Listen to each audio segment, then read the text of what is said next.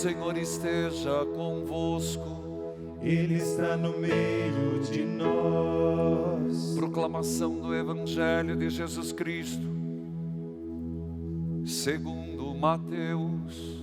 Glória a vós, Senhor. Naquele tempo, Jesus disse aos sumos sacerdotes e aos anciãos do povo: escutai esta outra parábola. Certo proprietário plantou uma vinha, uma cerca em volta. Fez nela um lagar para esmagar as uvas e construiu uma torre de guarda. Depois, arrendou a vinhateiros e viajou para o estrangeiro. Quando chegou o tempo da colheita, o proprietário mandou seus empregados aos vinhateiros para receber seus frutos. Os vinhateiros, porém, agarraram os empregados, espancaram a um, mataram a outro, e ao terceiro apedrejaram. O proprietário mandou de novo outros empregados, em maior número do que os primeiros, mas eles os trataram da mesma forma. Finalmente, o proprietário enviou-lhes o seu filho, pensando: meu filho eles vão respeitar. Os vinhateiros, porém, ao verem o filho, disseram entre si: este é o herdeiro, vinde, vamos matá-lo e tomar posse da sua herança. Então agarraram o filho, jogaram-no para fora da vinha e o mataram. Pois bem, quando o dono da vinha voltar, que fará com esses vinhateiros? Os sumos sacerdotes e os anciãos do povo responderam: com certeza mandará matar de modo violento esses perversos, e arrendará a vinha a outros vinhateiros, e que lhe entregarão os frutos no tempo certo. Então Jesus lhes disse: vós nunca lestes nas Escrituras? A pedra que os construtores rejeitaram tornou-se a pedra angular. Isso foi feito pelo Senhor, é maravilhoso aos nossos olhos. Por isso eu vos digo: o reino de Deus vos será tirado e será entregue a um povo que produzirá frutos. Palavra da salvação.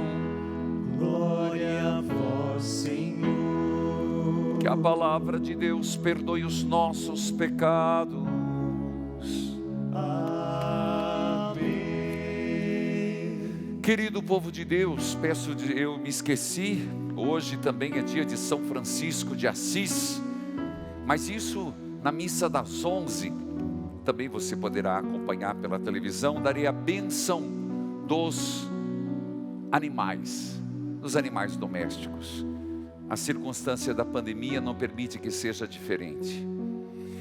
Mas, amado povo de Deus, mês das missões, eis-me aqui para servir. Mês das missões, Santa Teresinha. Mês das missões, Nossa Senhora do Rosário.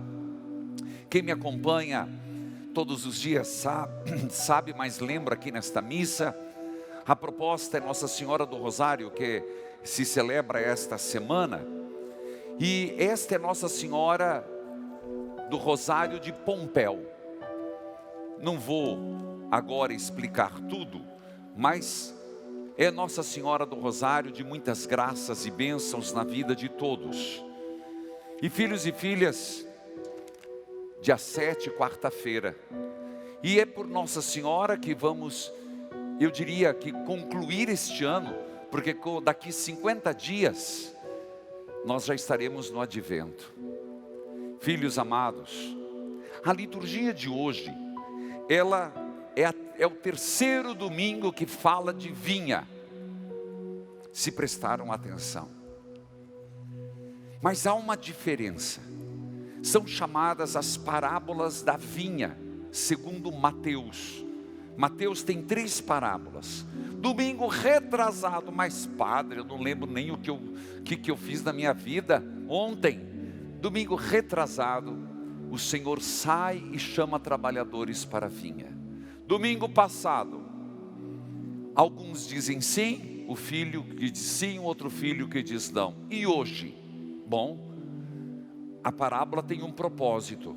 O que estão fazendo com a minha vinha? Vamos à primeira leitura. A primeira leitura é do profeta Isaías. O profeta Isaías, e é um cântico lindo, fala de vinha. O termo vinha, vinhedo, é muito comum na Bíblia. Tanto que na época de nosso Senhor Jesus Cristo e do Antigo Testamento, quase toda a família tinha uma parreira. Não precisa ser judeu para isso não. Os italianos, eu lembro na minha casa, tinha uma parreira. Os mais antigos tinham.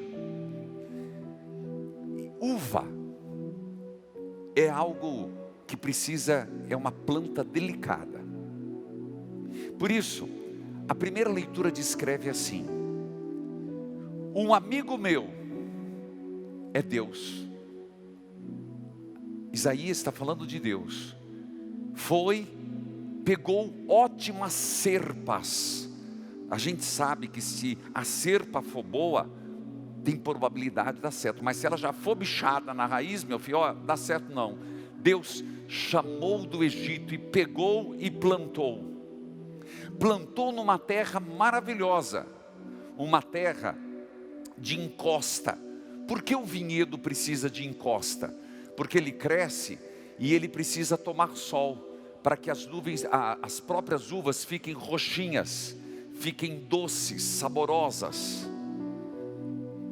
Esse amigo meu, que é Deus, pegou as pedras, Israel era cheia de pedra, e fez um muro para proteger contra os inimigos. E vamos lembrar que eles eram ferozes, os inimigos. Primeira leitura, você pode olhar o que eu estou falando, eu não estou inventando moda. Vai no aplicativo da obra, você já baixou? É gratuito. É só você ir no seu App Store, e na sua loja, da sua operadora, do seu telefonia, e você vai baixar, e baixa o aplicativo, tem lá a liturgia diária. É tão importante, porque eu estou explicando, você vai olhando. Depois, um amigo meu, que é Deus, pegou as pedras e além disso fez uma torre de vigia. Davi, a dinastia de Davi. Mas a primeira leitura diz assim: esse amigo meu, depois de ter escolhido a serpa, por ter plantado numa terra produtiva, ter cercado, ele esperava que as uvas viessem doces, sadias. Ao invés disso, as uvas vieram azedas, ressequidas. Veja que o próprio profeta explica, quando ele diz aqui, o que o Senhor esperava. O que são essas uvas? Justiça, fidelidade. Justiça entre os homens, fidelidade a quem plantou a vinha.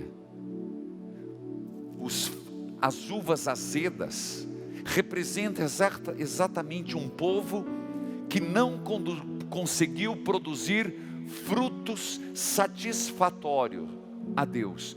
E não há coisa mais satisfatória a Deus do que a justiça, o amor e a fidelidade. Por isso, rapidamente o Salmo vai dar essa explicação, quando diz: a vinha do Senhor é a casa de Israel. Isso estava muito impregnado na cultura judaica. Por isso, Mateus sabia que o povo entenderia e lembra da parábola que Jesus contou. Já na parábola, as coisas tomam outros nomes, outros personagens. A vinha era o povo de Israel. E Jesus fala que chegou a hora de olhar o que estão fazendo com a minha vinha. Lembre do profeta: eu escolhi a serpa, eu protejo dos inimigos, eu mantenho a torre vigia, mas é hora de ver o que as pessoas estão fazendo com a vinha. A vinha está produzindo frutos. Quem já arrendou terra, ou quem foi arrendatário, sabe o que significa.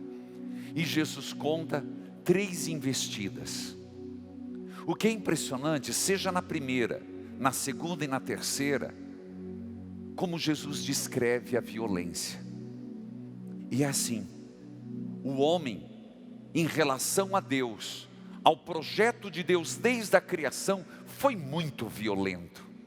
Violento de escutar uma serpente, violento de matar Abel, violento de se resmungar contra Deus, violento de abandonar a palavra de Deus. Essa é a violência que está descrita na parábola, no Evangelho. A violência que nós percebemos hoje. Violência presente muito na internet, nas redes sociais. Violência em relação à pessoa humana.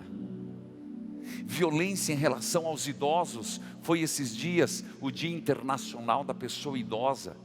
Violência com as crianças. Violência por causa de cor. Violência dentro das casas. Violência contra o reino de Deus. E sem dúvida eu percebo violência contra os cristãos. E isso tem acontecido de forma impressionante nos últimos tempos. Violência à própria igreja, violência ao próprio Papa, violência às coisas sagradas. Mas voltemos ainda, vá no Evangelho lá no aplicativo. Diz que eles mandaram o proprietário, que é Deus. A vinha era o povo de Israel. E Jesus estava falando para eles. Deus mandou os profetas. E os profetas foram mortos. Deus mandou de novo e foram mortos. E diz que mandou o seu próprio filho.